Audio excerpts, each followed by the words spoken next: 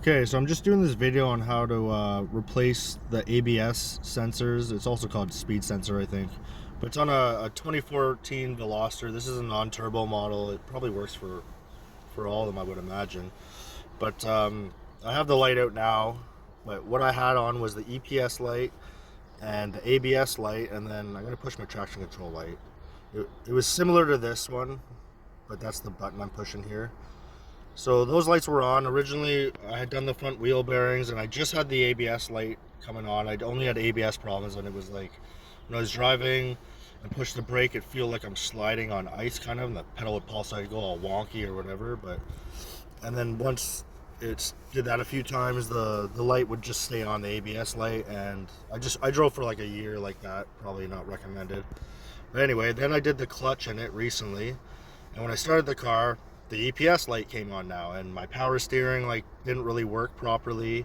I have a 6-speed manual, so it was really jerky, and it was almost like it was in limp mode, like trying to go over 120. I had to rev the crap out of it. It just wasn't running right. So I replaced the ABS sensors, or the speed sensors, I guess you could call it, and that worked. Now, when you do the sensors, when I first started the car, the light was still on. I was pretty disappointed that it didn't work, wasting my money. But as soon as I drove around the block, it turned off, the power steering came back, I had more balls now, and my lights went out. So you can just ignore the engine light that's been on for like the last 200,000 kilometers. That's just for evap system or something like that, which I don't really care about. So I'm going to show you how to do the ABS sensors. It's really easy, anybody can do it. And when you buy the sensors, for some reason, I'll show the boxes that I bought or whatever, the parts number.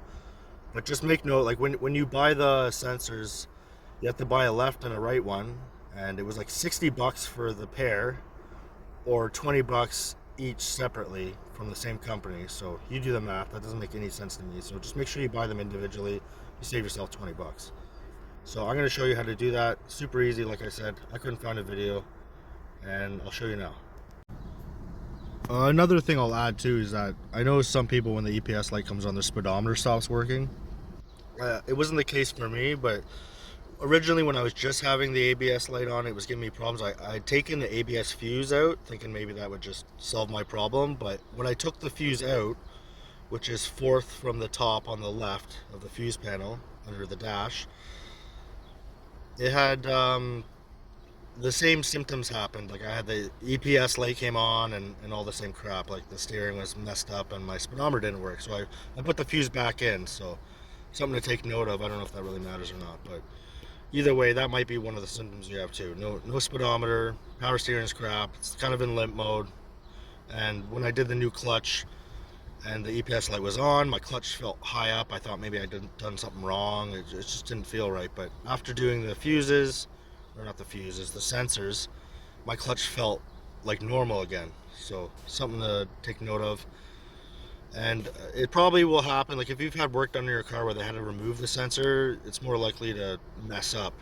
So like I said, when I did the wheel bearings, that's when it first started acting up. And then when I took the plugs out again, or the sensors out again to do the clutch, it just did them in. But like, I have 335,000 K on this sucker, and I'm going to drive it till it dies. And I'm a minimalist. I'm trying to put barely any money into it. It's been a solid car. So this is how you fix it. Okay, so this is the passenger side. Putting this sensor in, and you have a 10 mil right here. Get that out. You might have to wiggle it around, pry it out a bit, and then you have this little clip which you squeeze these two pieces from this side and then push it out. Then you have a 10 mil here to the strut. And then you have a 10 mil here you take out. I just pried these clips out. I don't know if there's a perfect way to get them out. I just pried it out. Pry that one out. And then you gotta take these two bolts out, which when I unscrewed them, I had to pry them out at the same time with the fly head. You gotta take this 10 mil out. Take this screw out. You have to pry it out with the screwdriver sometimes when you're screwing it out. This is a 14 mil up here, and then that should be all you have to take out. We also have a couple clips here. You're going to have to pop them out with the screwdriver, and the wire goes up, and where it connects is up underneath this. So that's what we're going to do next. Okay, so I have the sensor out. Get these bolts off. This bolt, get the clips out. You can see it goes up behind here.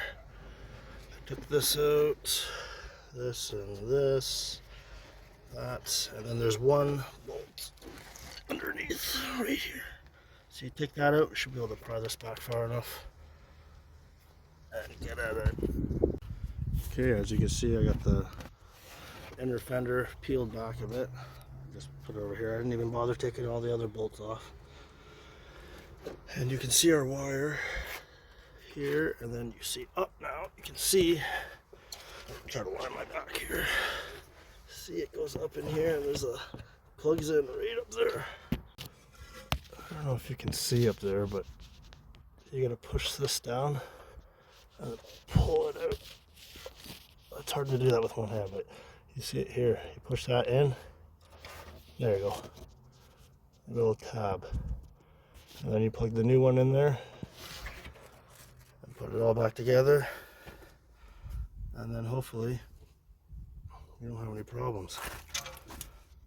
I'll show the pictures of the box of the parts I got, the part number. I got the cheapest crap I could find, made in China. Basically, like every other part I ever placed on this is Chinese parts because I'm cheap. You can see I've been hitting the back rows a little too much.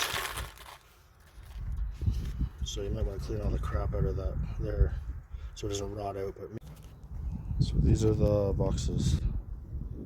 That number. Premium. Made in China. Yeah, that was the cheapest one on Amazon. So there's a right and a left.